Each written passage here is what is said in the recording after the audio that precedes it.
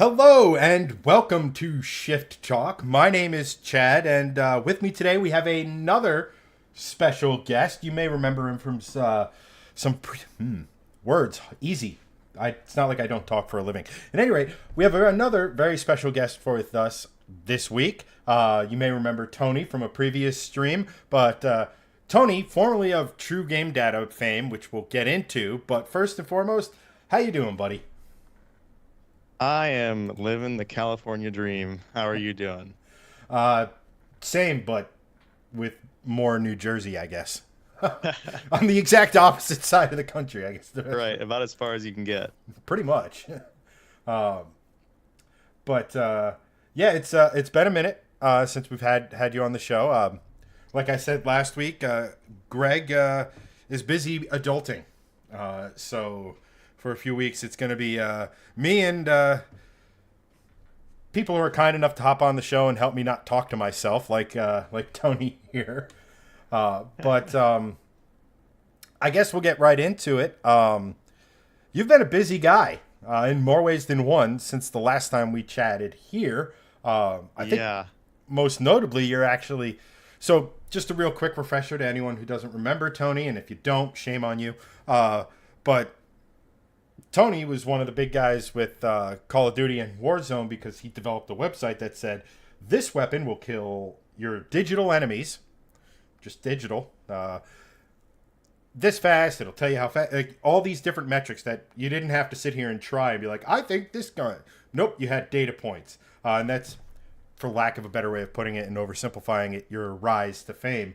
But he's applied that same analytical and we'll just call it much higher intelligence than myself or Greg to the car space, which is really interesting. So, what have you been up to there?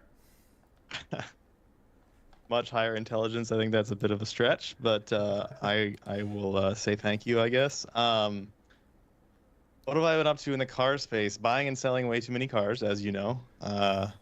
Yeah, we'll get into that at some point, I'm sure. But that's been a new obsession for the last year, basically since I was on here the first time. When I talked about it a little bit then. I've been working on a bunch of different projects, constantly programming things, making new apps and tools and stuff. So, got a couple things right now. I'm working on basically a gas buddy competitor that has bigger focus on like alternative fuels, so renewable diesel, E85, biodiesel.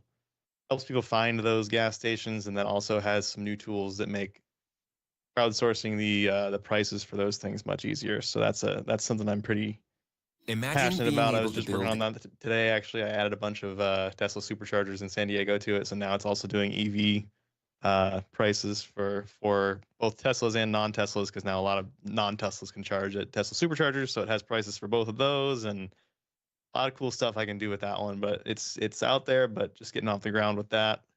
Um, since I was here last, I started another YouTube channel, but I haven't really been making content on it very much. Made a couple videos called Next Up Anything. That's my I want to ramble about anything that's interesting to me channel. So instead of just Call of Duty, I talk about anything that's cool or interesting or helpful.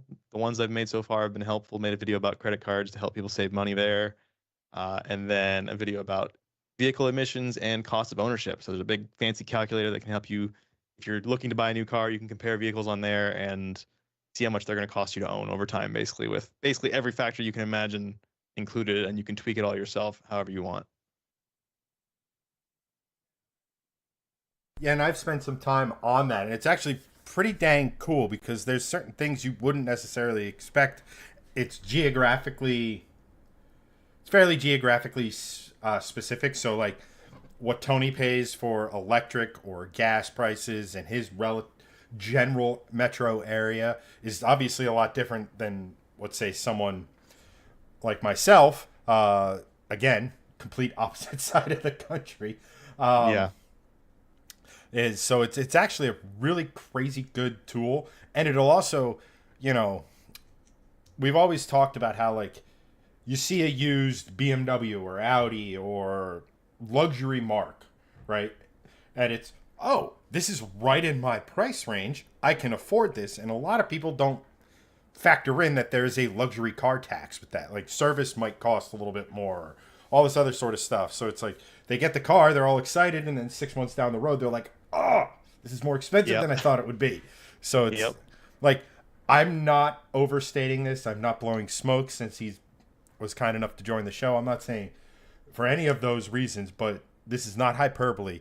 It's literally a tool that can save people thousands of dollars, especially if you aren't as insane about cars as, well, car people, right? If all you want to know is which crossover is going to be A, the most reliable, and B, and this is where your site comes in, which one's not going to cost me the most money, like 99.999% of humanity, it's hugely powerful. Yeah, you can do cool stuff on there with like if you're comparing an EV to a gas car, it has like electricity prices for most cities, and you just put in where you live, and it'll add that in there, and you can see like cost per mile compared to a comparable gas car, and got all kinds of unique things. I'm probably, since I haven't really like publicized that very much, I'll probably buy some advertising soon and try to, 'cause it's like genuinely useful, these things that I'm creating, but it's like really hard to get them out to people to start with. Like how do you get something known? The only way to do it is to buy advertising, basically. So I'm gonna probably start doing that. No, I mean, it sounds like a new business, to be 100% honest. Like, Yeah. you obviously started at, as far as I know, True Game Data, which was a business, and like as most of our chat knows, is I've run the gamut with businesses. I think I'm now. It's gonna sound like a smoker, right? It's like I'm down to half a pack a day. It's like right now I'm down to technically 4. At the beginning of last year, it was 6 or 7. I can't remember off specifically with certain dates, but like I personally love that entrepreneurial spirit, and I love Yeah. people who are. And I'm not talking about someone who starts like an Etsy store or is like, you know, like that's like a real legit business that is aiming to help people, like your website. Granted, shifting lanes is, I guess we help people. We have reviews, and Greg does a Yeah, good for job sure. with news and stuff. So, Yeah. no, that's really cool, and I will be putting in all the chats a link to that specific tool, and then the other thing you had mentioned. I know you Open fuel. Open Fuel. I do apologize. I've seen you. As one might imagine, we talk outside of just doing the show. It's not like I talk to Tony once every 6 months. Yeah. I'm fortunate like that. We're besties. Yeah, I mean, to be fair, we talk pretty much daily. Pretty much. But you launched it at a period when I was doing like, I don't want to say other stuff because we all have stuff going on, right? But it was at a point where I was busy, and then like it's like one of those things when anyone who's ever been in like a group forum, a Discord channel, or whatever, you'll like step away from like for hours. You'll be like checking it. All right, nothing's happening. You go and you do something for like 45 minutes. 756,000 missed messages. It's like, well, I'm not catching up with that. Yeah. Yep. So, just give us a That's quick it. overview of what it is, and if there's, I think you've been looking for some people to kind of simply help you out by downloading the app and stuff. So why don't you kind of give us a rundown, and maybe Sure. some of our illustrious chatters might be able to help you out a little bit. Yeah. So, Open Fuel. It's called Open Fuel. It's not actually on the app stores yet, but you can actually install it as an app, which is interesting. This is the first time I've ever done this, but it's called a progressive web app. If you open the website on your phone, it'll like give you an option to install it as an app. It's called openfuel.app. That's the website. And this started because of me owning a diesel BMW 328D wagon, and I was really into only filling up with renewable diesel. It's called R99 diesel, and it actually can produce more power because it's higher cetane, and it also is just better for the environment in general. And so I really wanted to get that all the time, and it's actually available in California all over the place, but there was no good way for me to find where it was. Like there's a government website, but that didn't really, government website, so it didn't work very well to start with. And then also it didn't have any prices or anything like that. And I wanted to find the best price because prices vary a ton where I live in San Diego, like literally 50 cents a gallon, just a few miles away, different. So that just got me thinking about how I could solve the problem, and I found some APIs I could tap into for the station locations. So all the stations for alternative fuels are on the site now for E85, renewable diesel, biodiesel, and then, like I said today, I've started adding some EV stations as well. And then I also pulled, I think it's OpenStreetMap is the name of the group that has done some crowdsourcing of actual regular gas stations. So it's not just alternative fuels, but that was the initial focus, was those alternative fuels. But now I've added in all the regular gas stations, and you can submit prices very quickly just by taking a picture of the station sign or the pump itself. As long as it shows what fuels they have and the prices, the AI will extract all of that and upload it to my system.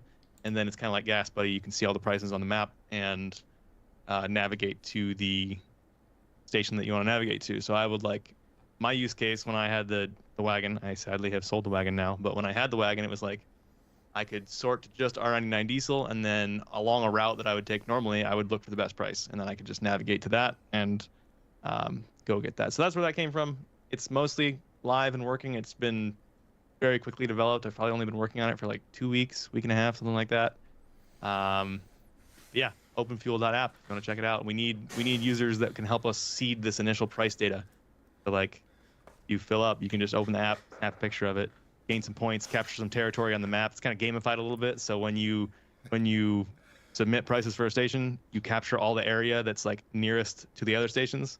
So you can like own territory on the map and kind of try to make it a little bit fun, but still working on that. You need to get like car clubs and like clans. Like, you remember, God, which one? This is years ago, but that just instantly reminded me of, remember the companion app for, I forget what COD it was, but if you went in and like your faction, it was all on the app. Like it didn't affect, if you just went and played multiplayer without opting in, it was no different experience. But that just reminded me of it. Yeah, just get car clubs like to start gaining territory or what have you. But no, I mean,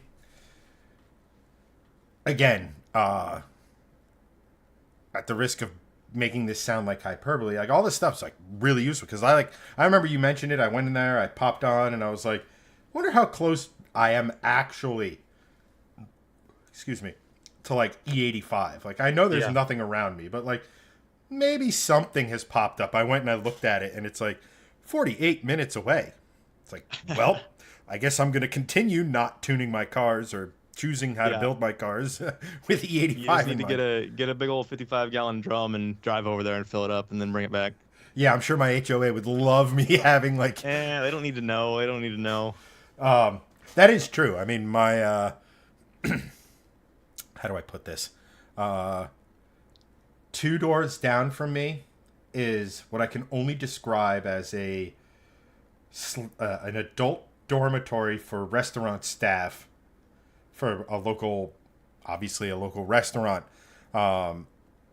And it's weird. It used to just be for the Japanese restaurants. So as one would imagine, Japanese individuals live there. But the owner, he uses the entire garage for restaurant storage, which I'm 99% certain is very much not allowed, just simply because, it could invite varmints, mice, rats, like all that other stuff.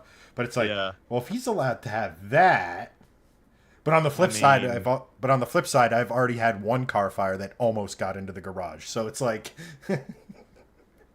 that sort of stuff. But I mean, let me put it to you this way: I haven't yet encountered a situation where it's like, man, I would really like to have the extra power that like an E85 would provide, right? Like the old Mustang had 705 at the tire, which was way, I shouldn't say way, but like plenty for the Terrifying. street. Yeah, terrifying. I wouldn't say terrifying. I mean, I would. I mean, yeah. I mean, it's it's a bit of an experience when you try to roll into third gear and you have 305s out back and it's lighting the tires up. But Yeah. I don't know. Some people say scary. I'm like, that's kind of fun. Tiresome if it happens all the time, especially if you're like trying to merge and stuff like that. It makes, you know, with the car, like with the Equinox I have to drive now, I'm on an on ramp for a highway. It's just floor it, and it's like eventually it will get to highway speeds. With the Mustang, Yeah. I had to be a little bit more careful with my throttle deployment. Yeah, for sure. But no, like that stuff's like crazy. Like it's actually very useful, and it's not even from a like just from like a practical standpoint for like I don't know average individuals. But like again, you can go on there and you can find where like you're the closest station to you that sells the 85. Now, Yeah, and I haven't turned it on yet, but I actually have like race fuel and stuff in there too, so you can find high octane fuel. right, which in a lot of places, like in my situation, going and getting like one, what is it? I think it's 109 octane. There's so many different types of race fuel. It's Yeah. insane, but like as a general rule, 110 and above usually some of it may be leaded, which obviously you don't want to be running through your car. It's Yeah. not a race car. But yeah, but since you mentioned it, since all of this inspiration for that app was because you owned a diesel BMW, let's I guess let's start with that car because I think that was, and this will make sense in about 10, 15 minutes, but that was one of the more interesting cars you've purchased. Just as a spoiler alert, in the last little over a year, Tony has owned 6 different cars, spanning the pretty much the entirety of the globe. Yeah, I guess Yeah. even your Italian car was has some Japanese That's bits. true. I was gonna say we missed out on Japanese cars, but not really. But that BMW wagon, Yep. because what was the? I mean, you don't have to sell our chat on the joys of wagon ownership because they all get it, right? It's Yeah. not a crossover. It's a sports sedan with more practicality. What's not to Yeah. love? But how did you land on a diesel wagon? How did I land on a diesel wagon? That's a good question. I wanted a practical daily that was fun. I really wanted something that was like good on emissions, and I found out about renewable diesel out here in California, so I was really into that. And then I wanted something that got really good gas mileage just for cost and emissions again. And so I got and went down that rabbit hole. I found renewable diesel, so I started looking at like diesel Cayennes and Tuaregs and things like that. Those were pretty cool. Get like 25 miles per gallon, and they're just awesome cars. But then I just stumbled upon the 328D wagon, and it was like 43 miles per gallon. And after doing some research, it's like that was actually low for what people were actually getting with it. And you can get tunes for like $1,000 that because it's a turbo diesel, you can get a tune that added like 140 foot-pounds of torque safely. So I was just really into all those things about it, and I got the tune immediately, and I loved it. It was a great car, awesome car. I'll probably get another one someday. We'll see. Maybe once I have a Tesla right now. Once the Tesla lease runs out, I might end up getting another one. We'll see. I was getting like 50 miles per gallon with the tune on interstate, 75 miles an hour. It's crazy, crazy. I mean, that's what diesels be doing. It's amazing what you It can made me do. extremely sad that we don't have diesels here anymore. Because it's like, this is so much better than a gas car for the same kind of stuff. You get like 30, 35 with a similar gas vehicle of the same size and stuff. Thanks, Volkswagen. Yeah, for real. And then, yeah, there's been a lot of things like diesel, even before quote unquote Dieselgate. Obviously, that did diesel cars in this country no favors. Probably almost killed them off entirely. But for whatever reason, I think it's because over here, generally speaking, when compared to the rest of the world, our gas prices are magnitudes cheaper. Yeah. That diesel was always slightly more expensive than even like premium as a Yep. rule. Obviously, it depends on where you are in the country and stuff. So it never really took off. But like the thing that caught my attention about it, because it was all-wheel drive, and how much torque was it making on the tune or This tune advertised, is making 420 foot-pounds. and how much horsepower? It was like 260, 270, I believe. Which would have, and I said this from the moment you got it, was that would have made a very interesting race between that car and Greg's car, which is I forget the year. It's a V60 Polestar, it's the one with the 6 cylinder, because that same body also got the 2 liter twin charged motor.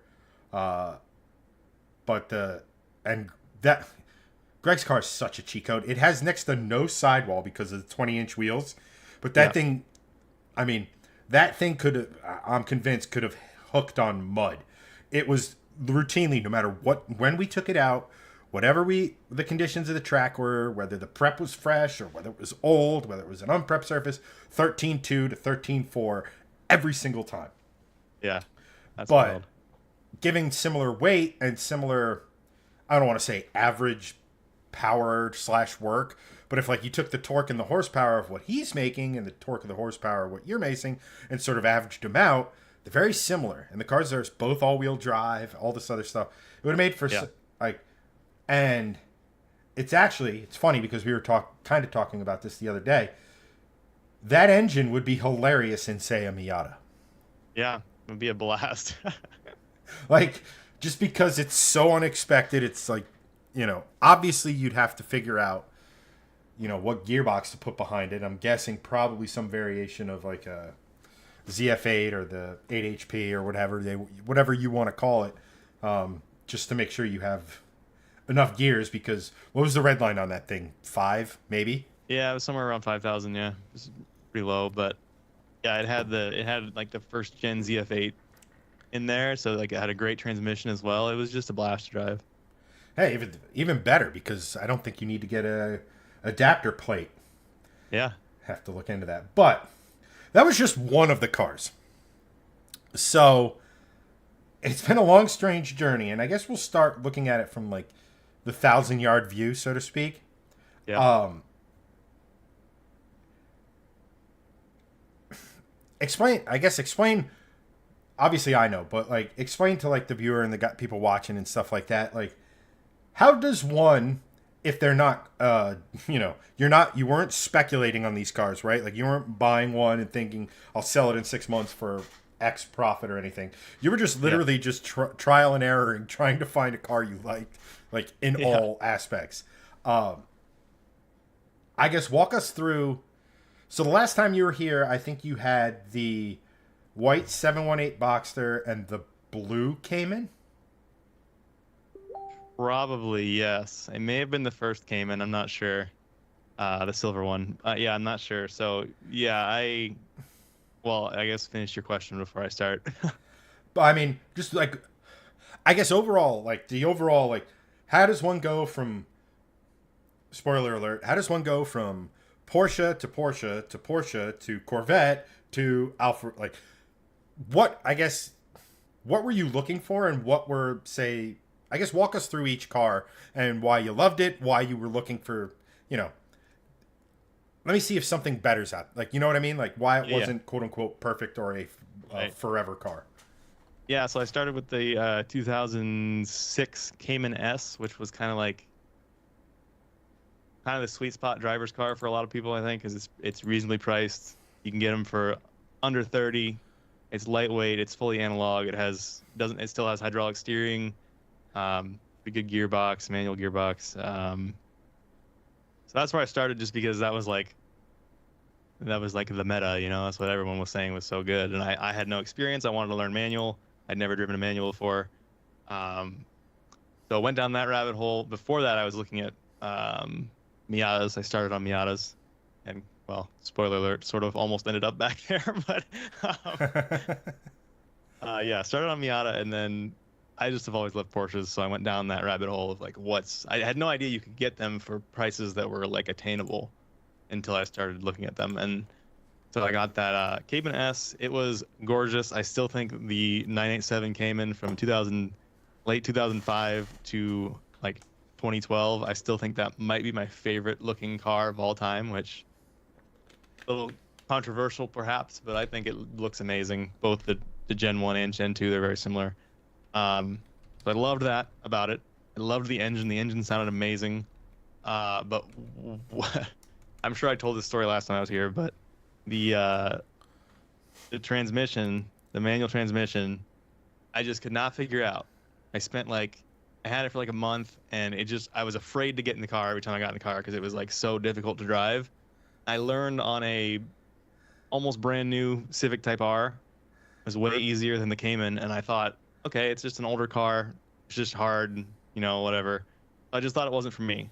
I went to sell it, and as I was selling it, after just having a month of frustration trying to, be smooth with it and not kill the engine, in the process of selling it, the guy wanted a PPI, as most people do, especially with Cayman S's from that time frame, and it came back that the clutch was just absolutely fried.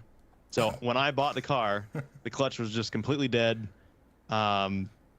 And it just needed a new clutch. So in the process of selling it, got a new clutch for the buyer, and it was 100 times easier to drive after that. So I'm like, well, I'm not gonna be that guy. I'm not gonna back out on the deal. We've already agreed on everything, and I still sold it, even though it was the only reason I was having trouble with it is because it had the bad clutch. And in that same time frame, I wanted a car that was fun still, so I thought I just wanted an auto. So I got that 718 Boxster S. That's how we got into that car. PDK. I went with the 718 over the previous generation, even though it had the 4-cylinder, just because I was chasing power. I wanted to easily be able to tune it and get another 100 horsepower, which now that I've gone a little more in my journey, I don't know if that was the right call or not. But I still have that one. Still have the 718 Boxster S. I'm trying to sell it. We'll come back to that. But then because I had that 718 and I found out that it was just the clutch that was the reason I didn't like the first Cayman, I couldn't get it out of my mind. So I went and I bought another Cayman. I bought a base model Cayman 987 from Arizona, and that car was very, very cool. I did like that one a lot. Again, I just wasn't really driving it very much. If I had the option, I pretty much was always choosing the Boxster because the Boxster was convertible. It was just a chill, fun car. Had an amazing sound system. I didn't drive the manual Cayman that often when I had it. So I think I kept that one for probably like 3 or 4 months, and then I ended up selling that one as well. All of these I got good deals on, and I was very careful when I was shopping. So I got really good deals on them, and I sold them all for a little bit of profit, but not actually profit because I had to pay taxes and registration and crap. But I did sell them for more than I bought them. What happened after that? So we've gotten through the 2 Caymans, the Boxster. Believe the next thing was the Corvette. Right? Yeah. Right. Yeah. So then I went down the rabbit hole of like, I wanted a car that could do everything. I wanted a manual again because every time I didn't have a manual, I was like, I want another manual because I wanted to learn it. I wanted to get used to it. Everybody says it's better. So I was trying to find another manual, and I thought that Rev Match, the C7 has Rev Match. So I went down this rabbit hole of like, will Rev Match make me like it more because it's easier to drive smooth and all these things. And so I found a weird C7 that had like an engine replacement. The engine had blown like a few thousand miles before the guy was selling it. He spent like 20 grand getting a brand new LT1 put in it. I bought that one, drove that one for a while. I loved how the Corvette looked, man. That Corvette was just gorgeous. That and the Cayman, both gorgeous cars. C7, I don't really have a reason to put into words why I didn't end up loving it and keeping it. I just didn't love it, so I didn't keep it. I loved how it looked. I didn't love how it sounded internally. I loved how it sounded from the outside, but sitting in the driver's seat, it didn't sound that good to me. I think I had come from these mid-engine cars, so the engine was like 6 inches behind me in the Caymans and the Boxsters. So I was used to that and hearing that, and I don't know, it never sounded great to me. Could have been the 72 pounds of sound deadening you put in the car. Just saying. I never did that. I never did Oh, that. I had planned to do that, but I never did that. oh, then you did just take you. You're all about making your cars lighter. You could have just taken the existing sound deadening out. No, I mean, I'm Honestly, messing. there's some weird stuff in the C7 that nobody talks about. It actually has, you know how some cars have like active noise cancellation where they will, like headphones can have active noise cancellation. Some Yeah. cars have that. The C7, nobody talks about this, but it actually has that. And I don't know why. It's a Corvette. Like you want to hear the Corvette. I was gonna remove that. I never did, so that could have made it sound better. I don't know. But Probably yeah, some boomer feature, if we're being honest. I Because, 100%, I mean, 100%. most of the Corvette buyers knew are of a, we'll just say, certain archetype. Uh, archetype, the whole New Balance jorts and tube socks. If you catch, Yeah, I'm my one of one yeah. 2023 engine replacement C7 Z51 Yeah, black. Yeah, one of one. that was finished Um, assembled on Arbor Day during a leap year in a new moon. exactly. Yep. Now the biggest question with Corvettes, and like we had Elliot on last week, and I always bust his chops for this one when I ask him about like his Corvettes and stuff.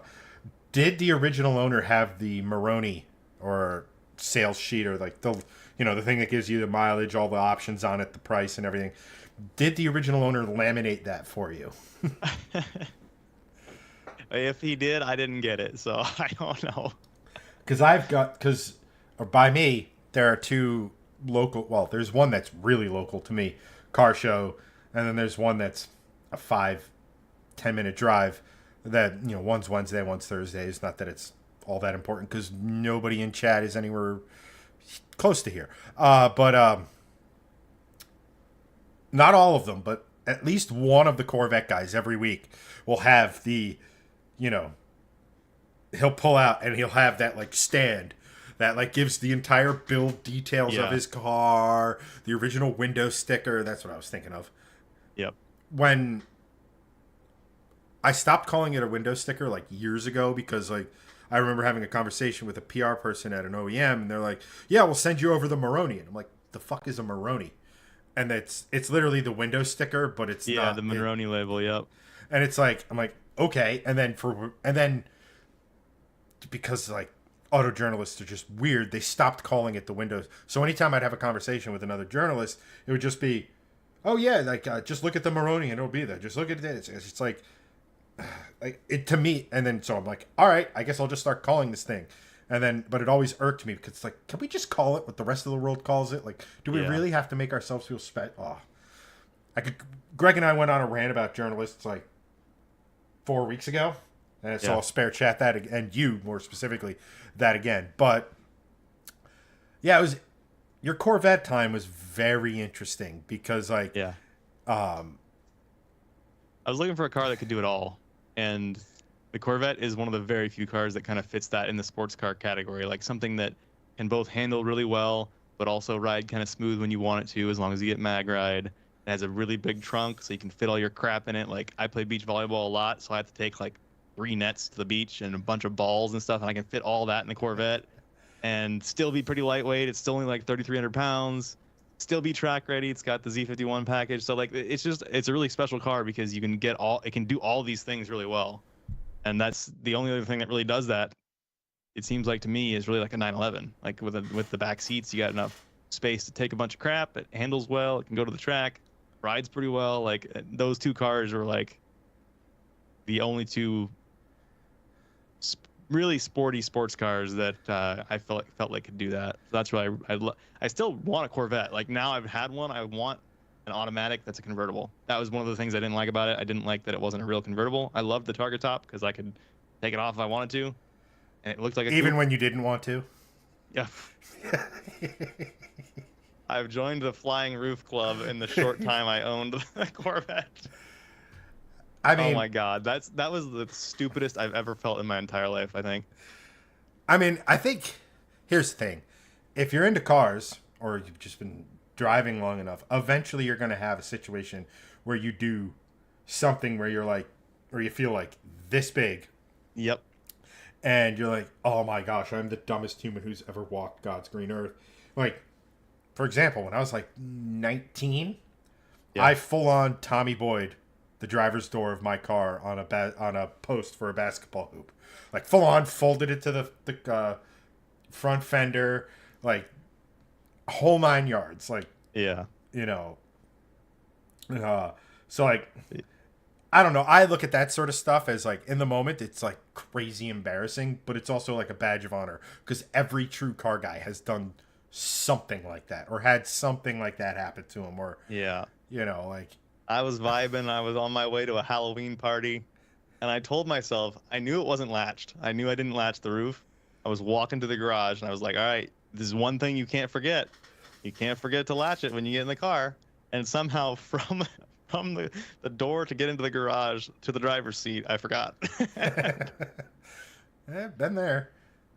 Like Oh, I crazy. can't tell you how many times I walk out uh, to not the Mustang, but the Equinox, and sometimes like because I don't have because right now the one I have a 2 car garage. One part bay of the garage is the Mustang, the immobile Mustang, RRP. Hopefully not RIP actually. And then the other side of the garage is all of my Mustang parts that are like. So the Equinox lives outside, which is fine. Like it's has decent enough paint. I keep it clean most of the time. I'm not overly concerned if it gets a little bit of a ding or whatever. And I'll walk across the street to go to the parking lot where I have to park it for like overflow, and I'll go to open the door. Oh, I forgot my keys, or I forgot my phone, or something stupid, and it's like it's Yeah. not. At the end of the day, it's not. I mean, it's not. Oh no, I forgot the bolts that keep the door on it, or something. Like something like overly super important. But like I said, Yeah.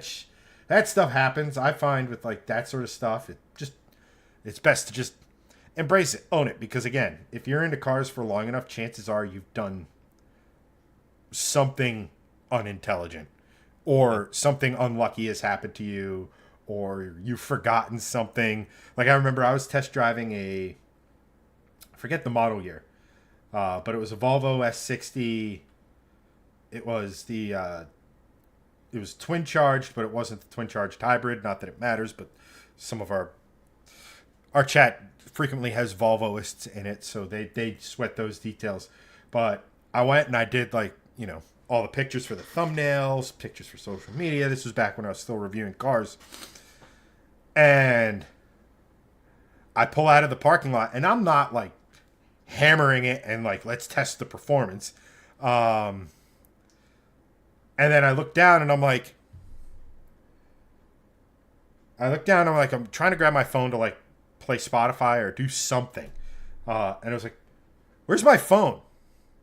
Oh shit! I left it on the roof. Yep. But fortunately, I caught it soon enough, so I went back. I actually found the phone, Wow. and to Samsung's everlasting credit, screen was fine. It was a little Nice. chewed up. Like it didn't. I didn't have a case on it because it was an S7 Active, which is Yep. supposed to be pretty shock resistant, and like the cases for it made it this big, bulky, nonsensical thing. Um, it was fine. I mean, it survived being yeeted off a car roof at about 25 miles an hour. So like, kudos to Samsung It's a on pretty that. good real world test right there. Yep. Actually, I just realized this looking up. Oh, crap. Oh, I still have it. There it is. like, and like you would not guess that this thing flew off of a car. Like, Yeah.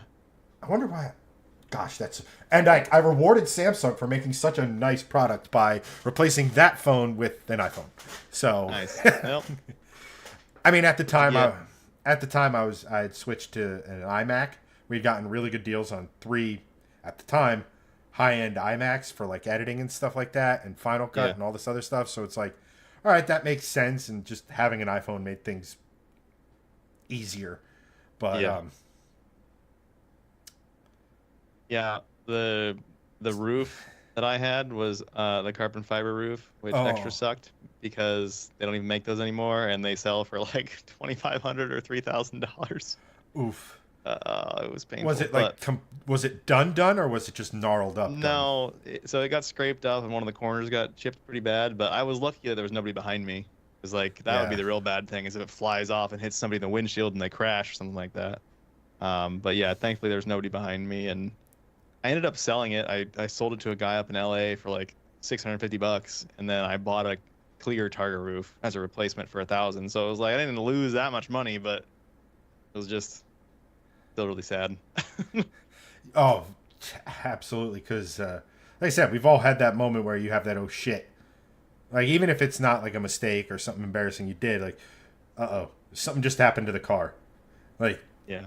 uh, come to think of it, a lot of mine were with. Well, one was with the when I had the M3 and the driver's side front caliper decided it wanted to work, but only work. So like I Right. just remember smelling what I initially thought was clutch, and it's like, no, it's not slipping. And all of a sudden, there's smoke coming from the general hood area. I was like, and like and I'm now noticing the car's pulling to the left. It's like, oh fuck, and Yeah. that was the final straw on that car because that was a massive problem child. Because the whole point of that car was to buy it cheap and restore it, and then build on top of it. Because anyone who will tell you about E46 M3s, if you buy one with over 150,000 miles, um, you're on borrowed time, especially one that was in as rough a shape as this. But I was like, it's like, okay, all we have to do are the main seals.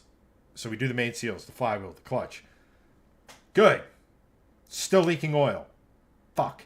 Okay, let's look around. And then it ended up being the Vanos system, which is the variable valve timing system on Yep. BMWs. Which for that generation BMW is a four-letter word because it's like I think at least $1,000 just for the unit, Oh my gosh. let alone the labor of doing it all. And because it had to do with the valve timing, I wanted nothing. Like in hindsight, I should have just done it myself because what's the worst that could happen? The car blow up. It's a pile of crap anyway. Who Right. cares? So I'd replaced that, and then I legitimately that same day the brake caliber seized, I had talked to a guy and I go, hey, and he was selling a complete interior that was the black and Imola red for those that generation 3 series, or specifically the M3, which is my Yeah. favorite color scheme for those. Just enough red to have some contrast, but not so red that it's like beating your head over it. And I just said, okay, I'll come up this weekend and take a look at it, like an entire interior, which would have totally transformed that car. Because the guy who had owned it before me was a roller coaster mechanic, and apparently one gets a lot of dirt and grease and oils and stuff on oneself doing that job, and a I lot of can it see that. a lot of it found its way into the BMW. Uh, but that brake caliber was the final straw. I'm like, I'm done. I've Yeah. spent $3,000, just way over what I wanted to on this thing. I knew that the engine was going to have to come out, you know, probably the goal was to keep the S54 and just get an exhaust that wasn't raspy as fuck. Uh, because that for my money, that's the only thing that lets down the E46 M3 is the exhaust note because they're they're like almost Honda Civic raspy. It's a 3.2 liter straight six built by Germans with individual throttle bodies. So like, oh, that's just part of it when you get that level of engineering. Meanwhile, Honda guy, like people look down at the Honda guys when a K series is almost as impressive. At any rate, rant over. Yeah. I think I ended up selling it to a kid who turned it into like a autocross car or something, like, Yeah. which was a good like first. I mean, it's a good first project car in the sense that it didn't cost them a lot of money to buy. Probably a terrible first project car because replacement parts are not cheap. But Yeah. if you're smart with cars like that, FCP Euro is your greatest best good friend because Yeah, for sure. brake Is road. this is this an E? Is this what you're talking about? The car you're talking about? Yes, mine was significantly same color. Yeah, there's a guy just got one of these in my neighborhood, and it is like mint. It's very, very pretty. Oh, those that is one of the best looking factory cars Yeah, ever. it's gorgeous. They got the wide body almost perfect, and the only reason I say almost perfect is because the GTR body kit on it, that's just a little bit wider, that they put on I think the CSLs and the very limited production run E46 M3s with the 5-liter V8 to try and pass homologation, uh, is just a little bit wider, so it's just that little bit more aggressive. But from an overall shape, no car I've ever driven has had. It's going to sound really bad. No car I have ever driven before or since has been had a rear end that has been so perfectly communicative in the sense of you know what the rear tires are doing, pretty much because you're almost sitting on the rear axle. But that just when that thing worked, it was one of the best driving cars. The problem was it didn't work enough. Um, Yeah, that is so a bit of an issue. I've always said like I said when I sold that car, I'm like I am never dealing with a BMW again because like prices for this car are insane for how much shit costs. Now I would Yeah, look at it and go, I'd get one of those. I'd take the engine out and put something different in just because that S54 was such an amazing engine for the time. When you think about the fact that it was 3.2 liters, but naturally aspirated and made over 300 horsepower. As a point of comparison, in 2001 and 2002, a Mark IV Supra was making similar horsepower. Yeah, it was 200cc smaller, but it had two turbochargers on it. yeah, You know, yep. it was That's so crazy. that end, but the problem was the engine was so ahead of its time, so it required a ton of maintenance. And I'm sure there's other cars with more expensive ones, but if you were to look up what a like a CSL intake for one of those are, just like a basic intake for one of those, and the most expensive like, intake in like ever, because Yeah, like I mean I guess it kind of makes sense because instead of one throttle body, it has to bolt into six, but that's a fun car, but I definitely have BMW PTSD because of that car. Like, so when like you guys go on and yeah, like in the group chat or whatever, and you guys are talking about BMWs, I'm like, my first reaction, regardless of whether I know anything about the specific car in question, is, yeah, all right, I'm gonna let them yeah. We've been talk and see talking what about happens. before I got this most recent car, which I'll talk about, I'm sure, at some point. But looking at the BMW Z4s, like the E89 generation Z4, I think I would absolutely love. But like you saw Tango's message maybe in general chat the other day, and it was like a list of like 15 things that you had to watch for in that car to make it okay. And I'm like, yeah, I don't know that I want to deal with that, even though the car is gorgeous and the engine's great, and just not sure it's worth it. It's just there's this old saying, I forget who said it, but when you think of like engineering prowess, right? Like as an overall, I'm not talking about right this moment in the vacuum or 50 years ago in a vacuum. Just overall, especially if you're our age, the from an engineering prowess standpoint, you think of German and you think of the Japanese. And the way the engineering was explained was is that the Germans engineer a car to the best it possibly can be, just assuming that the owner is going to do all of the regular scheduled maintenance to it.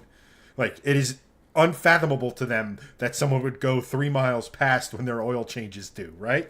Like, Right. they just don't. It's not part out of their makeup. Meanwhile, the Japanese engineer a car assuming the owner's not going to do the regularly scheduled maintenance. So it's like Yeah.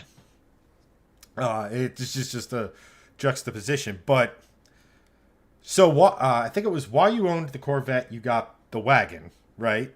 Am I Correct. understanding Yep. that? Got the wagon at the same time as the Corvette.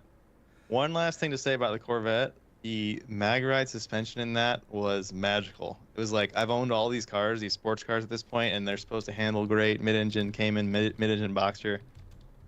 That Corvette, man, going around a corner just felt different than all of them. It was like in all these other cars, it feels like kind of when if you're going around a corner, you kind of hit a little bit of a bump or something. It feels like the car like unsettles and like shakes to the side a little bit. The Corvette just I don't even know how to explain it, but that mag right suspension, if you hit a little bump while you're going around a corner, it was just like so smooth and perfect and just totally composed. Never felt like it was like getting unsettled at all by bumps going around corners. It felt like it would like hunker down and just be locked in compared to every other car that I've driven. And I loved that aspect of it. Yeah, I mean, what is it? Christ, Corvette's been around since the mid '50s for a reason, I guess. You Yeah. know, no, I mean, so I don't want to take too much away from your story or your telling of your story, but like it's as an outsider, as someone who's been sort of, I mean, the whole reason we got to know each other in the first place was I think when you were looking to buy the Boxster. I think I commented Probably, on yeah. something on one of your posts on X or what Yep. have you. Um, and like I totally understand your desire to get the, not to go backtrack, but I totally get your desire to get the 4-cylinder with the turbo on those because sure, with the 6-cylinder ones, you probably could have made pretty good power with headers, all the stuff you would normally You're do right. to a Yeah. naturally aspirated car. But what people have to understand is that yeah, a turbocharged flat four isn't exactly the most Porsche thing in the world. Um, Although you could make the argument that that's where flat fours is what started Porsche. At any rate, Yep. but where you live, tuning a turbocharged car to make horsepower is almost your only option. By far the best option for sure. Yeah. It's like you can if you get a device that you can just flash back to stock before you go get emissions tested, then you're good to go. So it was like fact that I could like the 718 had more power than previous generation without a tune. So I was like, okay, that's good to start with. And then with a tune, it made like an extra 100 horsepower just for free. And I was like, I couldn't pass that up. And I think it sounds great still. A lot of people think it doesn't sound good. I think it sounds amazing. It has personality, which a lot of the other cars I felt like don't really have a lot of personality. They just kind of you rev them as you rev them, they get louder as they go up the rev range, and that's all you ever get. It's just whatever RPM and power you're commanding is the noise you get. Whereas the Boxster feels like it has personality throughout and makes different sounds, and I don't know, I like it.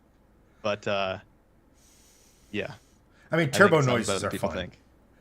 Like turbo cars have that innate sound personality, right? Because it's not just an engine going up and down in the rev range; it's a turbo Turbo, yeah. spooling up, and then when you lift off, you get the wastegate, and depending on how 2000s JDM you want to get with things, the blow off valve. Um, Yep. Still to this day, one of the most disappointing things about my Silver Mustang build was I specifically chose the blow off valve because the guy said, "Look, we have two options. The one most people get, it's the quieter of the two." I go, "Give me the loud and obnoxious one," and they're like, "Are you sure?" It's really loud and obnoxious. Spoiler: it wasn't loud and obnoxious, and and it made me like, because like you hear a lot of like centrifugal blower cars, and because it's constantly spinning the blower, it's not like the psh of a turbo blow off valve. It's a Right. psh. So it has like a little more deeper like, and I never got that as loud as I had wanted it. Granted, the Coyotes are stupidly loud anytime you put an exhaust on them, so maybe that was drowning it out. But that was one of the big disappointments with it. The other point I wanted to make with that is that, and this might be a controversial take, a lot of your just regular 6-cylinder Porsches, the flat sixes, don't sound. I'm not saying they sound bad, but they also don't sound particularly interesting. You Right. know, I mean the GT3 and I guess now GT4 RS flat sixes, those are in a league of their own when it comes to 6-cylinder sounds. Like Yeah. the way they scream, but like the regular ones just, Yeah. again they're not I bad. had the flat six that was in the base model Cayman that I had was it was okay. Uh, but the Cayman S sounded really good to me with the engine right there behind me. It was really like loud in the cabin, which I liked a lot, hearing engine noises as well as exhaust. But yeah, the base model didn't sound great. Anyway, before we move on, I just want to say real quick, Matthew, and I'm going to apologize in advance for butchering your last name, Funo. Again, if I'm butchering that, I am so sorry. I'm dog shit at pronouncing names. But I just want to say I appreciate the stars and appreciate you sending some love for the quote unquote Mustang CPR. Soon, I'm really excited. Hoping to start the process on that in earnest because let's face it, I'm a car guy. I started the process on specking this thing out 12 months ago, if we're being honest. In the next month or so. Well, we'll say 30 to 45 days, depending on how things turn around. And I'm excited because I haven't been able to drive my car. And Chevy Equinox. Like you can get some sick merch to help with the Mustang fund as well. Yes. You don't have to just throw money at his screen. You can get yourself some product. Yes. And now you understand why Tony, wildly more successful YouTuber than we are. And since you brought it up, first of all, but I mean, you have more subs with your one channel than we have with two, so. Well, yeah, that doesn't necessarily mean anything, though. Yeah, tell us about it. But since you were so gracious enough to bring it up, I know a lot of you have been watching, and you see this right here on me, right? Like, kind of scrolling through some of the merch we have. Well, I have some examples of. I hate saying it this way because it's not like I set out to make the new Shifting Lanes summer line. It's I got bored and made a bunch of logos and threw it on a shirt, and it just so happened to coincide with the start of summer. But like, we have some pretty cool stuff. Like, if you've worked on cars, you'll know this, especially if you had a father like mine. Holding a flashlight is a very specific and acquired skill. We have your basic. I really like these. They come in a bunch of different colors, but like the basic Shifting Lanes garage logo, just straight simple. Then we have, which one's this? I got bored. For risks of sharing too much, we have just, we'll call this the late 80s. The late 80s soft drink inspired design. And then lastly, oh God, I almost ripped my headphone off. Lastly,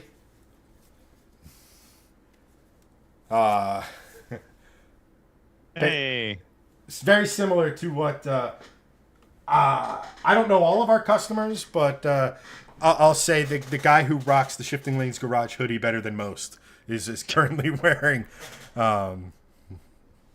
But yeah, so you can go on, and I say, the expertly crafted shiftinglanes.com, click on the merch section, and it'll bring you right there. Yeah, I mean, I put a little bit of work into these, but it's a way of supporting the channel, and I try to put everything on there that's in a relatively affordable price range, especially like the hoodies and stuff. When like you go on a lot of websites, the hoodies are like $70-$80 nowadays. Yeah. Which is insane. Our hoodies are like between $40 and $50.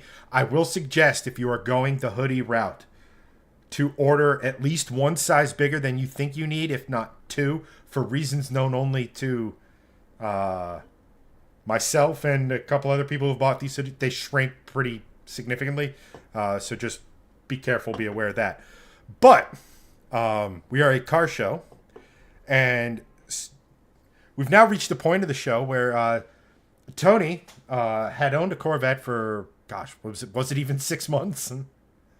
Let's see. I just sold it. Yeah, it was more than 6 months. It was like 6 or 7 months. And pretty long run for me, honestly. I mean, 6 cars in a little over a year, I'd say so. And it was, like you said, it was a car you really, really liked. You needed to experience to know what you really wanted, but it wasn't something you kind of loved. Yeah, I think the clutch being really heavy and driving in traffic a lot, and the fact that it wasn't a convertible, like those were some of the big factors. Yeah, so And I think, if I'm not mistaken, the Corvette Owners Association was getting on your case about not having enough jorts and New Balances. Um, Yeah, they were pretty pushy about that. So uh, huh. Okay, good. Sorry, I just clicked over to check on the health of the streams, and Facebook was frozen for a second. I don't know if that's a me thing or if it's you. Like my computer, it froze, or if you guys experienced it. You guys experienced it. Let me know. At any rate, you move on from the Corvette. Now, from everything you said, it wasn't a convertible. You wanted something that was like a little easier to drive in traffic, all this other stuff. One might assume the type of car, or at least what you were looking for in the next car. And they would all be wrong, because after the Vet you bought. after the Corvette, I bought a Fiat 124 Abarth. So that's, if you don't know what that is, that's an ND Miata basically, but it has different powertrain. It has the 1.4 liter multi-air turbo, which is the same engine that's in the, I believe, the Fiat 500 Abarth as well. So it's basically like I like to think of it as like a Mazda Speed ND, basically. It's like the turbo ND. The Fiata, exactly, the Fiata. We love the Fiata. So yeah, I've still got that. I'm planning on rocking that for a while. I just found out that I have to move, which is not good, because I don't know how many cars I'll be able to keep. So we'll see. I'm trying to keep it though. I'm trying to keep it. I like it. The clutch is really light, super easy to drive, ton of fun. It's cheap. That's one of the biggest thing I've found through all of this. Like, I've had Boxster 718 Boxster Edge, which was pretty expensive. The Corvette was pretty expensive. I just don't think you need to spend that much money to have that much fun on the street. Like, the Corvette was too fast for the street to do anything really fun. Like, the fun part is shifting, and in the Corvette is like, okay, you can accelerate in first gear, and then if you go beyond that, you're going to be in felony territory. In this car, I can actually drive on the street. And that was the idea, was get something fun, convertible, lightweight, cheap to own, cheap to drive, reasonably reliable. It's not quite as reliable as an ND Miata, but it's actually not bad. Like, people were so worried about that when they first came out. But it's turned out that this 1.4 liters reasonably reliable in the grand scheme of things. So yeah, I'm getting 30 miles per gallon, driving it hard, throwing the top down in 2 seconds. It's a ton of fun. I had something for this. And it's a turbo. So again, California, I tuned it immediately. So now it makes like, I think the stock power is like 161, like 220 foot-pounds of torque or something like that. With the tune, now I'm making like 190 horsepower and like 240, 250 foot-pounds of torque. So it's like, that feels like the perfect amount of power for a little car like this on the street. Yeah, and I was unaware that they were more torque than horsepower. Yep. Especially an engine that tiny. I mean, it's only 100cc bigger than a Hayabusa engine, which admittedly is a large sport bike engine. But those were always interesting cars. I remember one of the early reviews we did was in, I don't think it was in a Abarth. I watched your whole review. It was not an Abarth. It was either a Classica or a Lusso. I don't remember which. I mean, clearly left a mark on me, if you could tell. The other car we tested in that left more of a mark, because it was a turbocharged NA Miata, and the firewall behind the pedals was, we'll just call it a work in progress. So you'd press the brake pedal, and the brake pedal would compress, but so would the mount. So it's like, that was sketchy as hell car. Probably one of the sketchier cars I've ever driven, which is saying something, especially since it was a Miata. But those were always very interesting cars, because it was like, they're going to take a Miata, which I don't think anybody was really, well, how do I put it? The people who complained about it were probably never going to buy a Miata, regardless of what they did to it anyway. But the people who liked Miatas, what have you, it was very interesting. interesting to see that Fiat was going to bring back. I mean, it was probably the smartest way they could have ever done the 124 by bringing it back and basing it basically on a Miata chassis. I mean, the answer is always Miata for a reason, right? Like those chassis are Yeah, usually well sorted. But I didn't know they were. I didn't know those little engines made more torque than horsepower. they Which, do, and that's why they used the NC Miata transmission in it because it's more durable than the ND Miata, and because it produces more torque in the 124. And I'm an engineer, and I love like unique engines and stuff like that. And the little multi-air technology is actually really cool. It's like the valve technology they use in that is really interesting. They can completely cylinder by cylinder, stroke by stroke, like change the valve timing, which is really interesting. huh? Like hydraulically changed. So is that based? So when you say it's changing, uh, so basically it's a more active VTEC. If we're gonna get real Yeah. layman's, and mostly because I see Steve's in chat and we have to get his required one Honda reference per video. But the other side of that is, and again, it's kind of a shame where you live, but usually that's an indication that the turbo's too small when you have a Oh yeah, regular. the turbo is way too small on this. If you can upgrade to a big turbo and instantly get like 40, 50 more horsepower.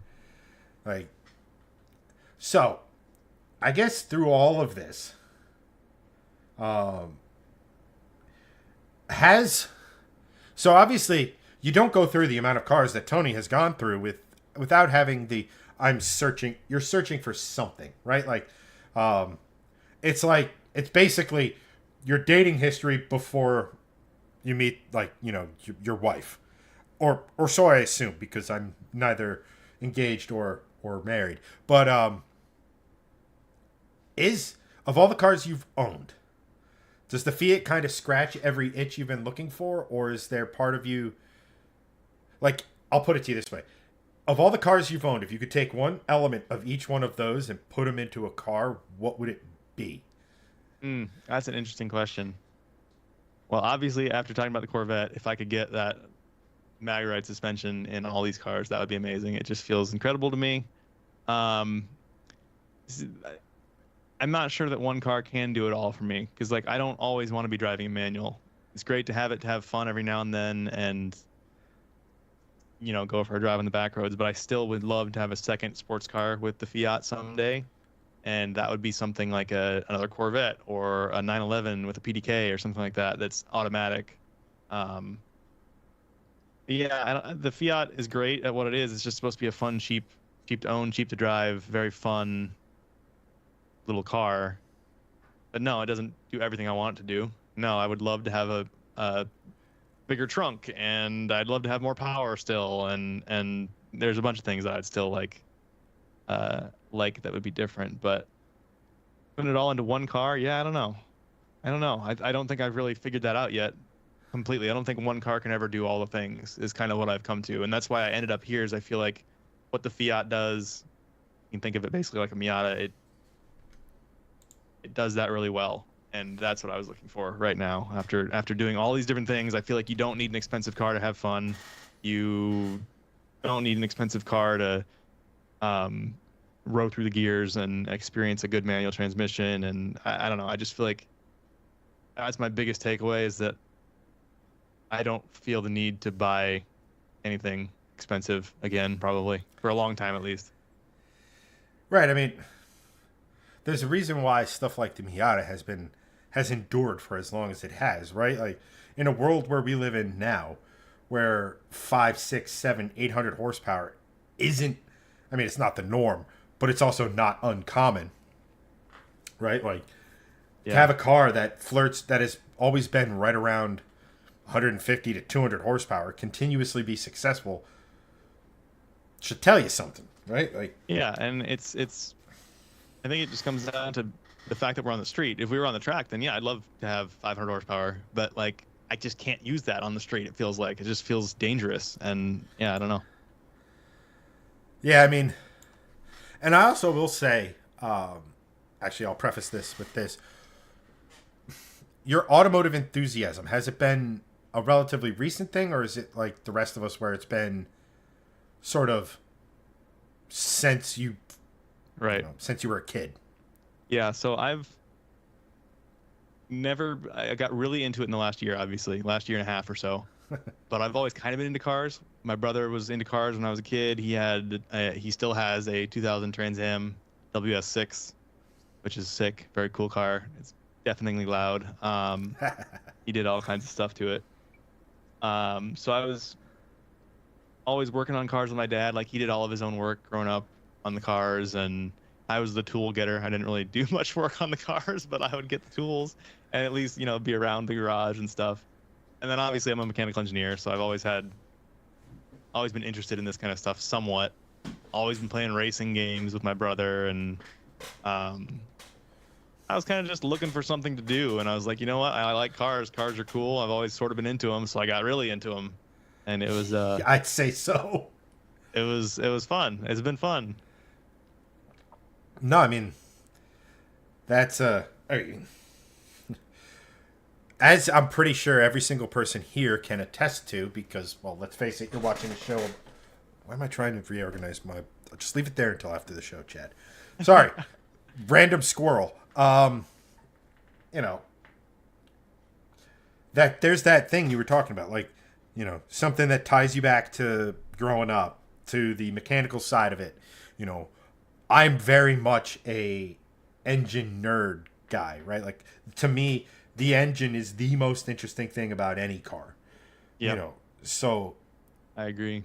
and as frequent viewers of the show will know, or of the channel will know, is I do a lot of videos on engines, and by luck or Yep. what have you, they do pretty, like, that's the stuff I nerd out on. And like, cars are cool because as long as people can get past the whole tribalism of it all, right? Like, that's where it gets annoying. When you have like imports versus domestic, Chevy versus Ford, Nissan versus Toyota, like, like all this like tribalism, to where it's like, hey, we're a dying breed. We all love cars. Let's just embrace it, right? Like, you see it a lot. People are like, I love Audis. I like these. Like, I Metal, who's over on X, is in chat. What's going on, my man? We were on a whatever the hell those things are over on X.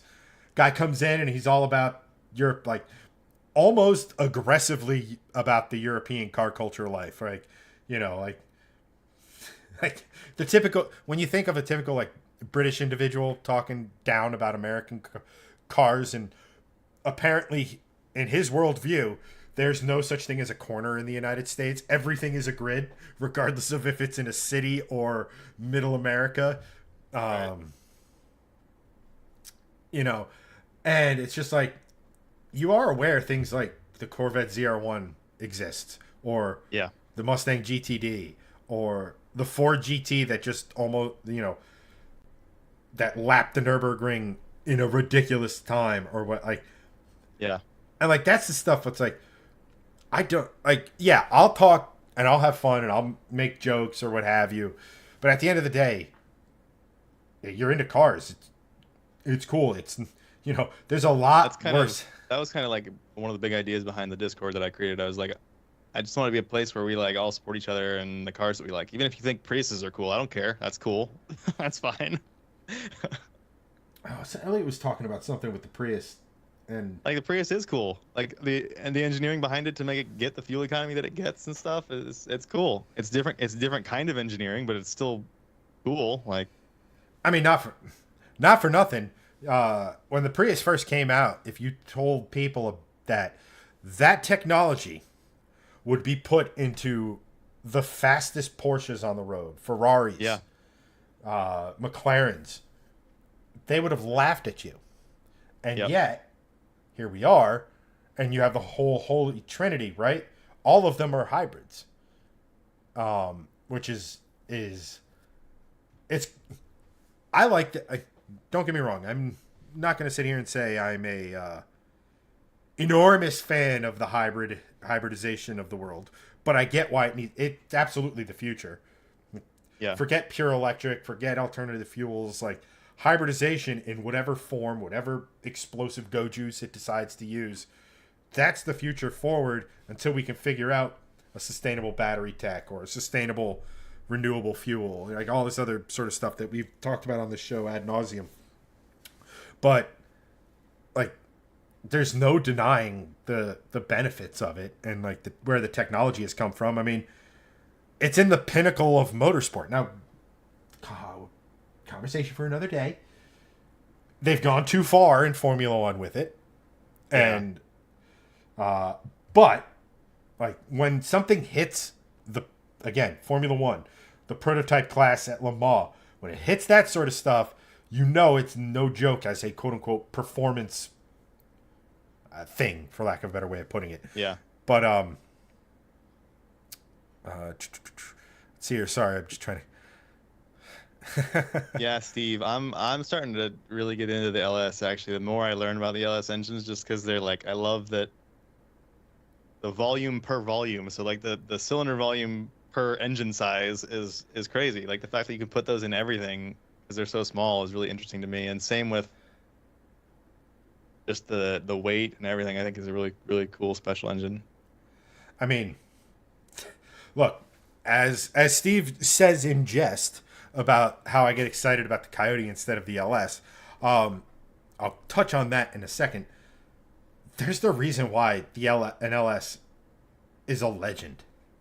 It just is. Like you can say whatever you want. You can go back to that tribalism of, Coyote's just a vastly superior design, or the Mopar or no car and all this stuff. And if you're not acknowledging that each engine has its place and has its good and bad features, well, mostly good with American V8s because we don't try to overcomplicate things, mostly. But like, show me like the shifting lanes is all about the Fiat 1.4 liter multi-air turbo nowadays. That's the engine, man. Yes, and I'm. Anywho, look, let me put it to you this way. And again, this goes back to what I was saying. Like, while something like that, I think is pretty cool because it's a very small displacement engine making good power. And while I'm sure if you gave me enough time and enough money, I could figure out a use case for it in something, nothing against the Fiata, but I look at engines from first and foremost, what could I swap it into?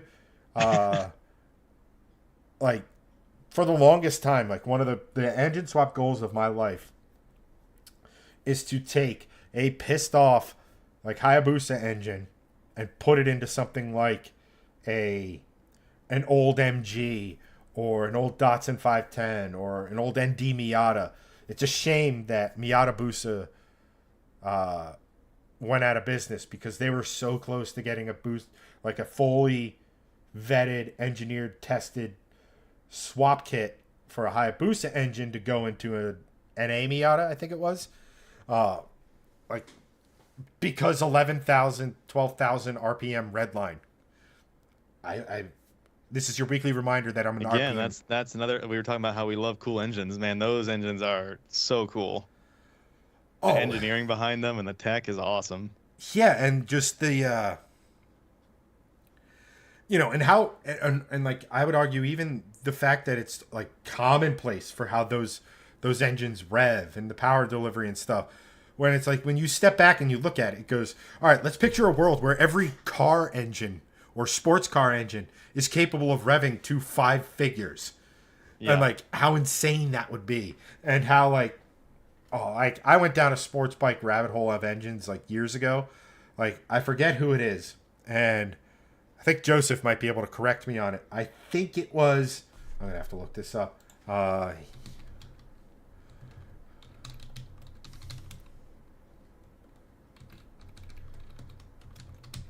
I think it was Yamaha. It might have been Suzuki. But they had a cross plane inline 4. Like, why? I don't know. But it was cool because it makes a very distinctive sound.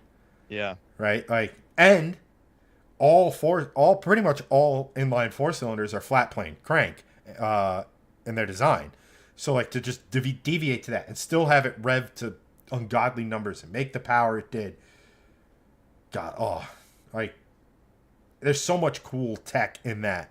Um, like yeah, the V4 from Honda, which is an engine I've looked at cursory because again, the concept of a V4 engine is something I want to play with because nobody does it because it's just not cost effective, right? You could fit a transverse four cylinder into everything, where a V4, yeah, twice the number of camshafts, twice the blocks. Well, I guess the block is the same, but you have to split it, yada yada yada. But like that stuff's all really really cool, and like I think there was, not to completely kind of 180, but there was something you had mentioned wanting to talk about, and that was, and I think everybody here has kind of seen it by now. So feel free to let us know what you guys think about this in chat. But of all the guests we've had on here, apart from other Chad, who actually runs an EV website and YouTube channel, you're probably the most I don't want to say, I would say enthused about electric vehicles. Yeah. You're an electric vehicle owner. So I'm imagining you got mildly excited when you heard that Ferrari was going to make an electric vehicle, despite what Enzo said about it. And then, what is it? The Luce. Yeah, the Luce comes out and I cannot imagine a bigger fail. I can't understand how this car was greenlit and is going to be produced and sold for $600,000. It looks like a Prius. Like, come on, it's a Ferrari. It's just, you could give me, someone who doesn't do anything with design, 15 minutes, and I could give you 10 designs that looked like Ferraris and looked cool and were better than this in every possible way. And I don't understand. I just genuinely do not understand how they thought this was what to go with. And it blows my mind. Blows my mind. it looks like AI designed it. Like when you just tell AI, show me. AI would do. You tell AI to make an EV Ferrari, it looks cool. Well, I'm just saying, like, it just looks like Ferrari went in and went to ChatGPT. It goes, show me an electric sporty car. Like, not even a sports car, like a sporty car. And it just sort of spat out a generic looking. It doesn't even look like that to me. To me, it looks like they went to ChatGPT and said, give me a highly efficient EV or something like that. Like, it looks like a Prius. It has the shape of a Prius and the design language of a Prius. And it's just like, nothing about it looks sporty to me at all, and I don't understand how that happened. I have a theory on that, but it is without question the most boring Ferrari that has ever existed. Like, so disappointing, and even the numbers aren't good. That's what cracks me up. Is like, put the numbers next to a Lucid Air Sapphire, or the numbers next to a Model S Plaid, or any number of these performance EVs, and it has less range, it's slower to 60, its horsepower numbers like 10 bigger than the Model S Plaid, but the numbers are worse still. So it's like, I don't understand it. The interior looks amazing. The interior looks great. Good job designing the interior. But like, okay, let's build the car around that actually looks like a Ferrari. Hey, at least the taillights look like they're straight off of like an early 2000s Impala. You got it. Exactly. Here's the thing with this if that's car. what they were going for, man, they nailed it. It's like, well, we could do our own design and make it look unique and interesting and different. Or we could do this to the point where it's like, okay, it looks like an old like R32 through 34 Skyline taillights or Impala taillights, or it's literally just two circles, so pick a manufacturer has done this design language. Um, but I have two theories on why it ended up looking the way it looked. Um, the first is Ferrari has gotten a lot of blowback on the recent design language that they have been using. Uh, Whether you like it or don't, that's not really the point I'm making. It's that a lot of people have said, really, Ferrari? Like, going your own way and ditching Pininfarina after all the beautiful cars they helped you design? If this is what you come up with? There's been that sort of, like, again, I'm not saying, I personally have not liked the look of a Ferrari since basically the 488, which was piggybacking on the 458 design language. But in general, they've gotten some pushback on their design language since leaving Pininfarina. And when you combine that with theory number two, is that the way Ferrari sells cars is not completely unique, but definitely unique compared to the average car buying experience. And that is, oh, you want this really sporty and fast and desirable version of the Ferrari. Pick a model. Well, here's the list of requirements for you to actually buy that car. And it's usually this model, this model, this model that nobody likes. But so what will end up happening is the Luce will be on that list. So if you want to get the next F80 or the Stradale or the pick a hot version of any Ferrari, this car is going to have to be on that list to buy. So they're going to sell them regardless, because these rich people, these rich individuals who like Ferraris and like more the lifestyle, really, to be 100% honest, because if you go on Ferrari's website, the car section is as, like, there's almost more on the swag and the apparel and the knickknacks that you get from Ferrari than there is actually on the website itself, or the cars themselves. Right. So these cars will sell regardless, whether people like them or not, because it'll be a homework assignment to get the car they actually want. And when you have that sort of, I don't want to say freedom, but when you basically sit here and say, this thing could be the next Mondial, and we literally don't care because we're going to sell them regardless, I think you get lazy. And I think that if they're like, I think they were trying to go for that. It's like, oh, well, it may look like a Prius, but look how rounded the edges are. That'll make you think of Ferrari. And it's like, no, because literally speaking, the new current generation Prius looks better than this thing. And when a Prius looks better than a Ferrari, there's a problem. Yeah, and it feels like they were trying to go for something that was, and I can see why you would do this. They're trying to go for something that's more of a, it's a Ferrari, so you generally would never think of this for a Ferrari, but it's a more practical car. It's the first Ferrari with 5 seats ever, and I can see why you would make that, but you can still make it look sporty. You could make like, imagine how, I think car guys would have loved a Ferrari sport wagon EV. Like, people love wagons. Make a wagon. You could make a wagon that looked really cool. Was an EV, was super efficient, still super fast. Like, I don't understand making a Prius. I can't understand that at all in any way. Like, it's one of those things where you could literally take the Ferrari badge off. Say what you will about the design language of current Ferraris. If you took the Ferrari badge off, you'd know that car was something special regardless of... Yeah, exactly. 100%, yep. This EV thing, you could sit here and tell me it's the next generation Leaf without the badging. Exactly. I would have no idea. I was thinking this looks just like it's like a Chinese EV or something that you would never think was anything special. Yeah, it looks like the Chinese knockoffs of like Minis and BMW X5s and all that stuff. Yeah. It's like, it looks like a knockoff of a Prius. Yeah. And then Joseph makes the point. He goes, they did make the the FF. Metal says it looks like a BMW i8. The i8 looks great. The i8 looks sporty. This thing looks like a Prius. Like, I see where you're coming from when you say that, because it kind of shares some of the design language, but like, This looks like a Prius. The i8 looks like a sports car. I think the i8, like, if you took an i8 and put it in Photoshop and just resized it vertically, like, Yes.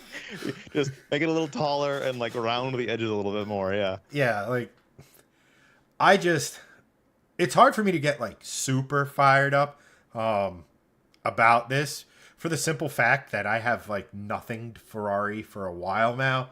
Not to say I was ever like a huge Ferrari like guy, Yeah. but there's no denying that when it comes to mid-engine supercar, on a lot of people's lists, at the very peak of that is the 458.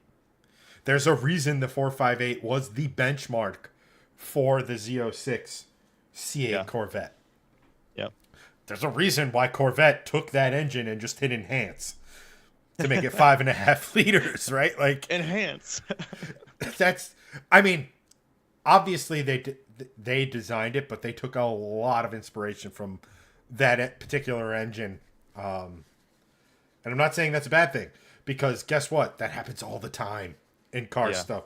Like, Yep. we talked about this last week, how LS heads will basically fit on a, the original 5.0 forged small block. It's like, why is it like, Right. hemispherical combustion chambers and stuff. It's not like Dodge was the only American manufacturer to figure that out, right? Yeah. That sort of stuff happens all the time. And again, if you're choosing a benchmark, it's a pretty damn good one to choose. Right. I'm similar to you. Like I don't actually care about this at all, but it's interesting to me to like think about how this could even happen, like looking at it from an outside perspective. again, I just think it's. And I same honestly, with like the new Mercedes is also, in my opinion, extremely ugly. And I don't understand why they feel like they have to like reinvent these things. They both had beautiful cars in their own way. Why are we trying to make, just because it's an EV doesn't mean it has to like look completely different. I don't know. well, that's the thing. If any classification of car has an abundance of design freedom, it's electric cars. Yeah. Because it's the freaking skateboard. Yep. Like you have and every single manufacturer falls into the same trap of, well, it's an EV, so we have to defeat the wind, basically. And Yeah. it's like, yeah, I get it, because energy density in an electric car isn't as much as an internal combustion, so aerodynamics and whatever. But at the end of the day, you could make literally the most aero efficient thing that has ever existed in an EV and have it look like a normal car or normal-ish car, and people with range anxiety are still not going to give anything remotely close to a fuck about it. Like, Yep.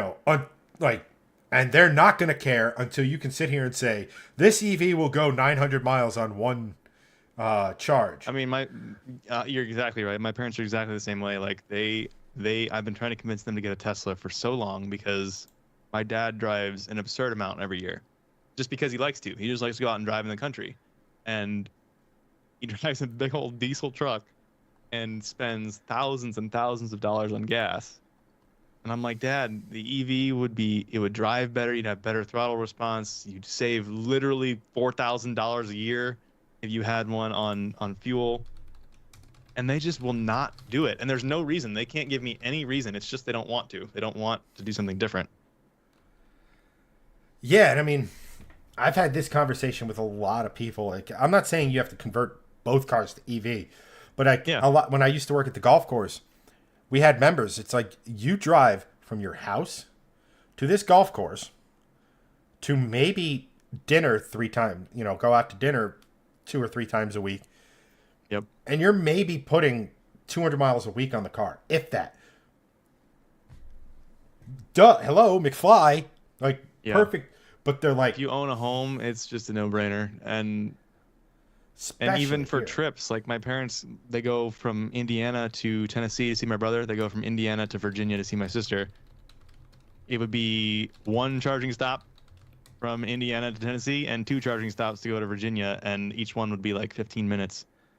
And I'm like, you guys would save so much money, and it can make you drive safer too because you're old and it does things by itself now that's pretty good, at least on the interstate. Yeah, annoying. Yeah, I mean, but I will say, I will say this on like the EV thing, and then it's that I had exactly what I wanted to say, and then but the general gist of it is that for EVs to truly, I mean, they made some pretty good headways into market share. Let's be real. They went from not really from being a novelty to at their peak being almost one out of every four cars sold, Yeah. which is nuts to think about. They're right around 1 in 5, maybe 1 in 6 now, which is still a ton of market share when you really consider it. But I personally think for EVs to get to a point where the average consumer can look at it and go, okay, that makes sense. For the 1 in the 1,000th time I need to drive exactly 5 miles over this thing's advertised range, I'll be able to do it. Is, again, we talked about hybrids. They will be the future. Just because as battery tech gets better, hybrids are going to get lighter, and they're going to feed the desire for normalcy of, oh, I can go to the gas station, tell the guy to fill it up, go into the thing, get my, Red Bull and pork rinds, and come back out, and I'm ready to go. Right? Like, Yeah. is to compete against that. Is to compete against the unrealistic because you're an engineer, they sit around there, you're just thinking, why aren't you doing this? This makes complete sense. Like, it's absolutely, why are they making the second largest purchase of their lives based on something they do once every 3 years, right? Like, like what? I don't know. Like, and why are they living in the what if? It's human nature. So if you can sit here and go, okay, if we compete against that, compete against hybrids, I think it will drive the tech forward faster, so to speak. Because when they had that crutch of, and I'm not saying you still shouldn't be, with the, what is it, the government rebates is the word I'm looking for, like support. Yep. When they had it, I'm not saying that shouldn't have existed. I'm not saying you shouldn't be incentivized to buy things like that.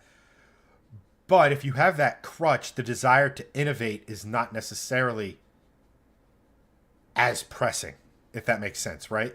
Like, if your biggest sales pitch is save XYZ, you're not going to overtake the status quo as fast as they want that to overtake the status quo, as opposed to, okay, bet, let's get, I mean, who the hell knows where solid state or sodium ion or any of that sort of stuff is, because it's like, we've developed new tech, and then that you never hear from that company again. Or it's like Ford and BMW are over here developing it. Bro. Okay. I hear about a new battery tech every week. It's crazy, but yet they never make it to market because they're just never manufacturable. Right, and like, it's just, look, I think at some point within hopefully the rest of my lifetime, there will be EVs that can outlast the fleshy bit behind the wheel, meaning you will need to refuel and recharge before it does. But anyway, let's see here. Just to bring it back to the Luce for one last point. So you mentioned like the shape. Of course, they had to have aerodynamic shape. It's not even efficient. It has like a 120 kilowatt hour battery pack, which is gigantic, and it gets 280 miles of range. The Lucid Air Sapphire, for example, which has 1,200 horsepower, same size battery pack, gets 427 miles on one charge, and it's like, so like, somehow they didn't even get that part down. I don't know, crazy. I mean, Lucid as a case study by themselves, it's like you look at everything they're doing from like what is it, their main electric motors, you could, I don't want to say fit in a carry-on, I think it was. So, yeah. and they're hyper efficient motors and everything. And the design of their cars are very nice, very cool.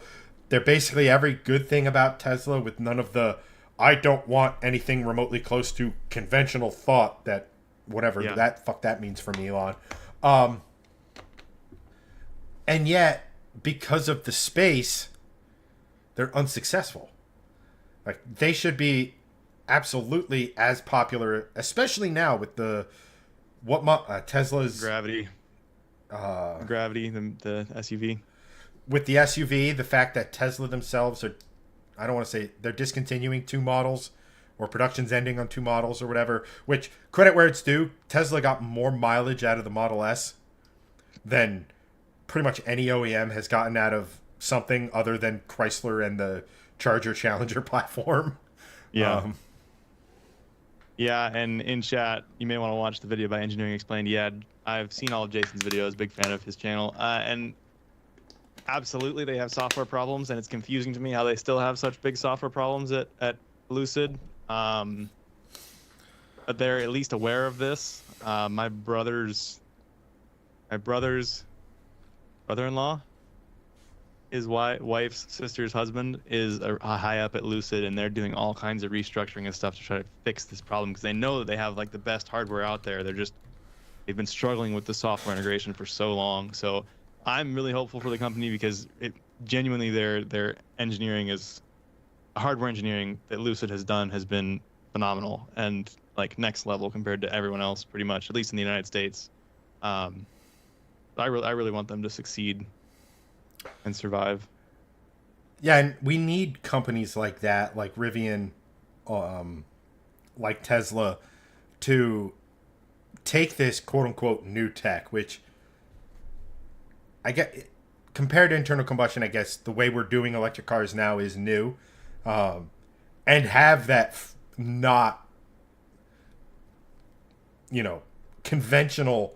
This is how you build a car in these steps. We're just replacing an internal combustion engine with electric motors and batteries, and have that line of thinking. You need these companies to have hey, this offers us opportunities to do X, Y, and Z. Like the Lucid Air, the amount of storage that thing has, for the amount of cabin space it has, for the shape that it has, right? Like it's not like it's amazing. Yeah.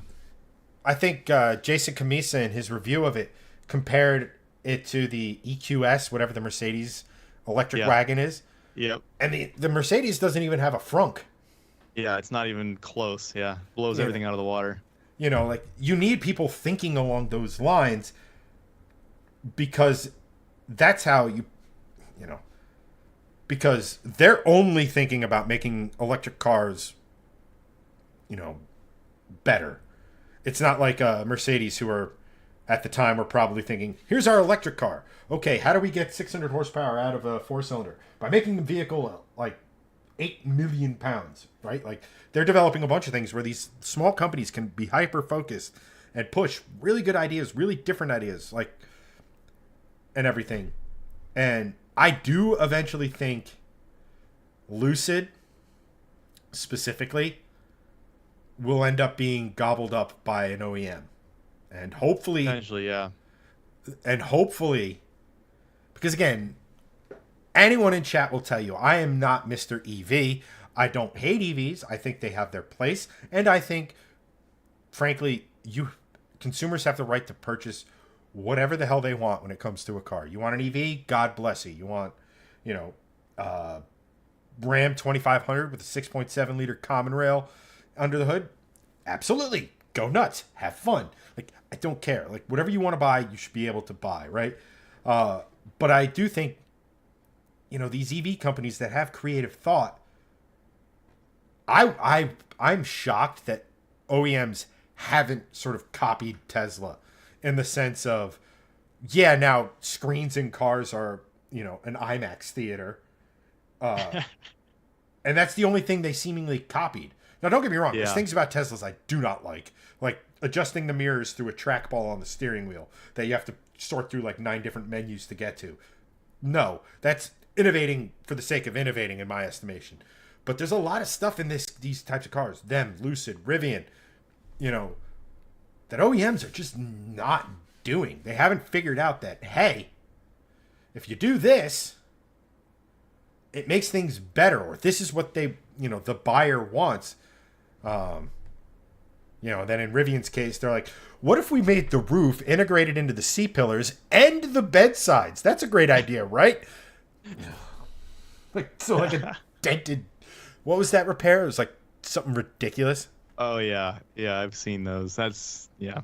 It's like, but That's again, the biggest reason my brother doesn't have a Rivian right now is just because the repairs can be so obnoxious. and that's. But again, you need these companies sort of pushing. It's like, okay, we found the limit there. If we take a step back, here we are, and everything. So, let's see here. I'm also really excited about Scout Motors. I think that they could be the kind of the car that bridges the gap for a lot of people with their. We've got call it the Harvester. It's like a range extended EV, so it gets 70 miles of all electric range, and then it just has a generator in the back that lets you go another like 350 on gas. So that allows you to tow things and also just have an EV around town. You don't ever have to turn the engine on when you're driving around town. It's like a beefed up Volt. It looks a lot like looks kind of like a Bronco. It's like the shape and size of a Bronco, and I love them. I think they're gorgeous, and I have one pre-ordered. We'll see if my finances are in a spot where I can actually get one when they come out in like 2028. But there you go. That really cool car for a lot of people. Then you can tow the Fiat race car at that point. Exactly. So you get it. No, and here's the craziest thing about that. It's not like that idea is a new concept. Yeah, for sure. Like, when did the Fisker Karma come out? Yeah, probably like, I don't know, 2010 or something, 2011. Like, yeah, it came out a while ago. I mean, granted, again, if you could just get these guys in a room and say, okay, that is a great idea. Now just give everybody what they're used to on, like, say, the interior of the car. And let's call it a day. As opposed to Fisker, it's like, nope, we're not going to use any. I forget what everything they used in the interior was recycled in some fashion.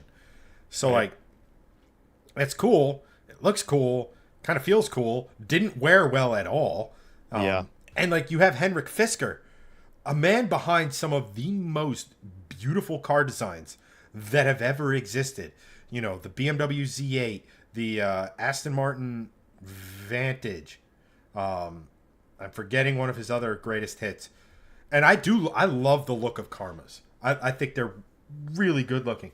And then it's just like, it's a luxury car that has none of the things people associate with luxury, which unfortunately, if you're a fan of, cows, is leather, it's woods, it's, high quality, stuff that doesn't feel like literally it came out of a recycling, and right. I've always wondered, because I'm sure you've seen the guys who have, the one guy who LS swapped a Tesla. I think if you took a Karma and gave it an LS, that would be badass. I mean, it's completely defeating the point of the car. Again, I personally, I don't care. Yeah. But because I think the car looks, it's, of all the Scout is up there when it comes to SUVs as far as looks of the sort of extended range electric vehicle, etc. But as far as cars are concerned, it peaked with the Karma, and and what have you. But e-tron GT, e-tron GT looks great. So does I think the Taycan looks pretty good, but the e-tron GT, I saw a Taycan next to a e-tron GT, and I was like, oh wow, yeah, the e-tron looks way better. I mean, you're a Porsche man, or any of either of those cars, but I've seen Taycans coming down in price to the point where that would be the first EV I would buy. That would be the sign of Chad's about to buy 6. Well, maybe not buy 3 and then build 3 more ridiculous internal combustion cars, because I would get the 6,000 pound Taycan because it meets the weight requirement to be one. Well, 98% write offable if you use it for 50% of business or more. And I There you think go. it's another one that looks gorgeous. Yeah. Um, it's like Icons are just arguably, they're a tough proposition from a like from an objective numbers standpoint because it's like you can just get a Model 3 Performance or a Model S or a Lucid, and like those destroy the Taycan and like every number that you can look at. But then it's a Porsche, so like it handles really well and it has a nicer interior, and so like there's those aspects of it. But from a numbers perspective, it's still hard for me to like ever consider buying one, even though I would love to have one. I think they're gorgeous, and I'm sure they're a blast to drive. I mean, hell, well, hear me out. Sport Turismo Taycan. Exactly, exactly. Yep. Give me that wagon, baby. Um, I just want to Yeah, sorry we're talking about EVs so much. I know most people don't like EVs that much. It's all right. It comes with the territory, and I know it's something you are way more uh, well read on. More, Yeah, I just know a lot about them. I've looked into them for years, and um, I still love that Boxster EV. I think they're gonna release it still, even though it's gonna sell like 5 units. yeah. I mean, that's a whole other thing. Just real quick, touching on a couple thing with chat. Joseph goes, Edison Motors in Canada is doing trucks that are a Yep, Cummins and 2 or 4 motors. See, that makes a ton of sense to me. If you took a diesel with the inherent efficiency of a diesel as a range extender, yep. like it's like a 1+1=3 thing, which I think I'm contractually obligated to say every stream now because I say that a lot.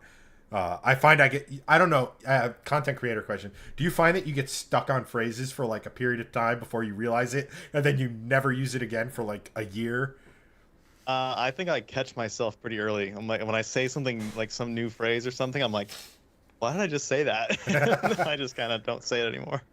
Yeah, I'm notorious for that because I'll get stuck on a phrase or a turn of phrase or a pacing, and I'll just be hard stuck on it, which is a little different for what like we do in terms of like our bread and butter content, which Yeah. is short form, because there's less. How do I put this?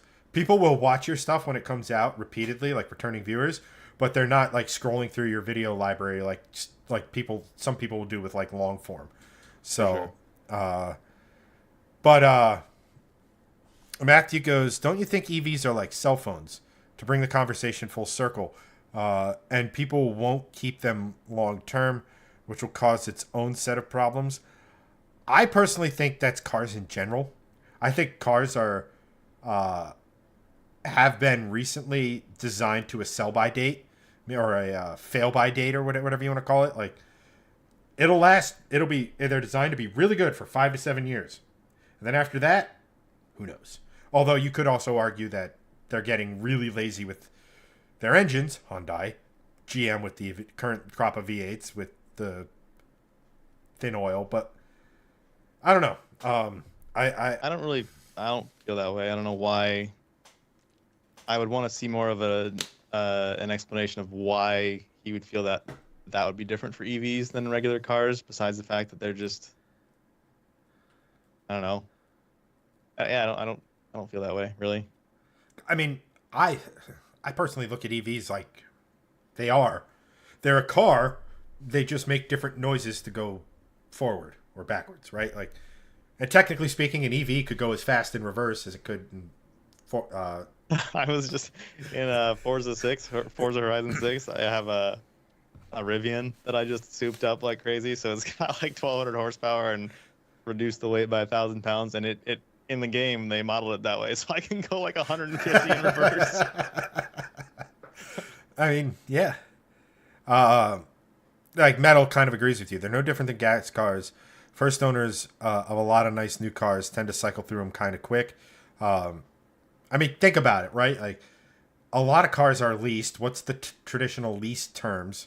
It's anywhere between 2 to 5 years, right? Um, you know, uh, Joseph goes, I think EV cars with the updates and stuff remotely, they can write in a kill code that just tapers off performance until you buy a new one. Now we're getting um, into a world where it's like everything has a efficiency drop off, right? Like if you have an iPhone, you can go in and see how much your battery has deteriorated over the life of you owning it, to where it's now, a full charge is 88% of what 100% was when it was brand spanking new, right? And I'll be perfectly honest, like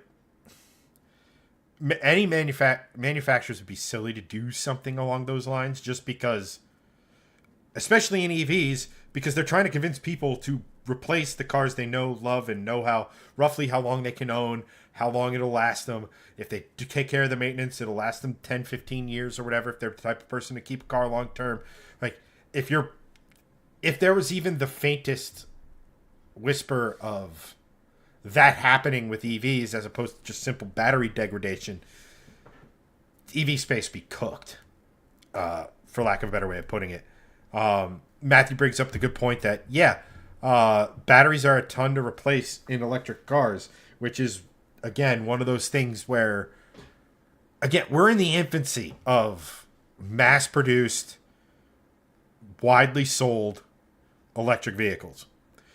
And can't believe I'm the one flying to the defense of EVs because I can do it. You can keep your fans if you want. I can respond. no, it's fine because like the point I'm trying to make without like getting too deep into the weeds on that is that for the car to survive, we need cars like that. For even back in the day, right? When, let's just say 25 years ago, you could have a fire-breathing Corvette or Mustang or Viper or whatever, but you still needed the Cavalier, the Focus, the Civic, the whatever, the at the time, fuel-efficient vehicles to sort of balance everything out. It's the same thing now. It's just electrification has gotten into the mix. And again, compared to the life cycle of the car, EV tech is brand new and will continue to improve at a significantly faster rate than quote unquote traditional cars. Oh yeah, they're getting better so fast, and they're already pretty reliable. Like you don't, if a battery does fail, you're screwed because they're very expensive. But that's extremely rare still for current EVs. And something else is like batteries are like 90% recyclable. So like once we mine the lithium, we've got the lithium, and companies are spawning everywhere that are improving the recycling process. It's not an easy thing to do, but we're just going to get better at it, just like the technology itself is improving. The recycling technology is going to get better, and then slap a couple of solar panels on your roof, you drive off the sun, you're good to go. Like it's a full enclosed system that really can be cool for a lot of people, and for most people an EV is going to be better than a gas car. It's just that they're afraid of them still, but they're just so simple. Like there's no maintenance, there's no anything. It's just it has a motor and a battery and a wire running from the battery to the motor. Right, and it's basically a your coffee maker, only it takes you places. Yeah. And most people don't care about cars, so like for most people that's fine. Yeah, exactly. Once the cost continues to come down, it's inevitably going to take over. So it's just like, for us, I'm hoping that people that are into cars and engines and stuff can continue to have those and enjoy those forever, basically. But for a normal person, I think EVs are just going to take over. Whether that's a good thing or a bad thing is up to your own opinion. Right, and I think, speaking of bringing things full circle, as we get close to, good night, Steve. Close to our 2 hours here. At the end of the day, all I personally care about is whether, regardless of if you're into cars or not, is that there's the option to, the consumer should have the option And I'm not Yeah. going to sit here and say that we should, you know, roll back EPA regulations to the 1950s, bring back leaded gas, and all this other. I'm not saying that, but what I am saying is that people, for EVs to sort of become the norm, they have a much larger hill to climb than they should. But it's just the world we live in. So Yeah, I think car guys that hate EVs need to reframe it and realize that uh, gasoline is going to run out eventually, oil is going to run out eventually. So if we can get all these normies who don't give a crap about cars to drive EVs, then we save all that dyno juice for us, and yes, we get to drive our fun cars for longer and more. And I think that there's positives in all directions if you look at it the right way. right. And like I said, the only thing I care about is that people continue to have the choice. I Yeah. don't think because in my mind, for EVs to be quote unquote compulsory, they have to do everything a gas car can do. As unreasonable as that is, if like they're going to be the quote unquote only option, they have to at least match their capability. And you can get into, and again, I understand that is a completely unreasonable thing to ask of a technology that they've really only started pouring money and research and actual effort, and they've reached a popularity in like what, the last 20 years roughly. Yeah, I was gonna say 10, 15. Like the Model S was like the first big EV, and that was like 11, 12 years ago now at this point or something. Like, so it's still I guess it was maybe a little more than that. I mean, think about where we were. Think about it this way, right? Like, think about where internal combustion was, and I'll put it this way: look at the Mustang right now versus the Mustang 20 years ago. Yeah. You know, just they're not burning any more gas, but they're making 160 more horsepower. Burning less gas, probably. Yeah, it's amazing. So imagine that rate of development. Yep. And then we can get into the whole what seems to be new cars in general being, and like there's a whole rabbit hole and stuff like that. Again, we'll wrap up with this. Again, you're into what you're into, and that's totally fine. If you're into EVs, great. Hybrids, super. If you're into supercars, muscle cars, shoot, imports, right? Like I think a lot of us got our starts because they were the affordable things to modify in imports or old, like muscle cars, like older Mustangs, or because older Mustangs prior, and I'm a little sad we didn't get to this, but older Mustangs with the live rear Hey, I axle. got another 2.5 hours, man. Let's go. I don't. We'll just have to save it for another day, unfortunately. But Mustangs before the IRS. I don't even know where I was going with that. But the point of matter I'm making is that if you're into cars, I don't care what car it is. Yeah, as long as you have thick enough skin to where we can go back and forth. Like, I can go back and forth with Tony and talk about it. It's like, oh, look at that little engine in your car. My lawnmower's got a bigger engine, right? Like, and he could come back with me and he's like, so, hit any crowds lately? And back and forth. And as long as, and that's like everything in life, right? Like, sports, same way. Talk crap with your friends. Like, Yep. to me, that's the sign of a good man. If you could talk crap and they give it right back to you, and then it doesn't affect how, like, doesn't hurt, it's in fun and in jest. It's a good dude right there. But so on that note, that's where we're gonna call it for the evening. I want to take a moment and again thank Tony for taking some time to come out and talk some cars with us. We now have an excuse to bring him back on again and have our little sports car debate.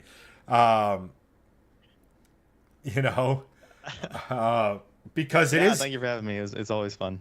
Yeah, man. You're always welcome. And then before we sign off, just tell the people once again where they can find you, your new projects, all that other sort of fun stuff that will save you money. Yes. So nextupanything.com, that's the website that has like tools that I build to go along with the videos that I'm making on Next Up Anything YouTube channel, which I'm just getting off the ground. And we didn't talk about it today, but I might, I mentioned this in the Discord today. I might just turn True Game Data into that. So it might just be True Game Data is that soon. We'll see. Um, True life data. It seems like a natural progression. ELD. Yeah, so next up anything that I don't know when the next content on that's going to be. Maybe tonight. I got the camera set up for this. Maybe I'll record a video tonight. We'll see. There you go.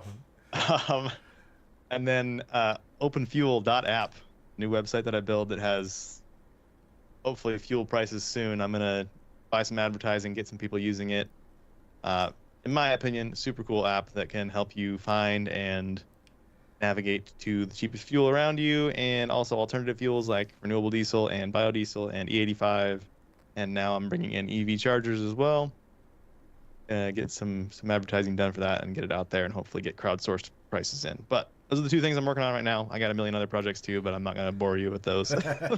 Don't. I mean, we are a car community, so having a ton of projects is kind of our thing. But at any rate, thanks again. Thanks to everyone who watched. Matt, thank you to Matthew for sending the stars. But thanks for being active in chat to everyone who was talking. It's kind of what makes it's one of the things that makes doing the show fun, like having guests on and everything, but being able to interact with our audience, I personally really enjoy. But for this one, that's going to be a wrap, and we will catch you all in the next one. We may or may not have Greg back next week. I don't know yet, but we'll see you then.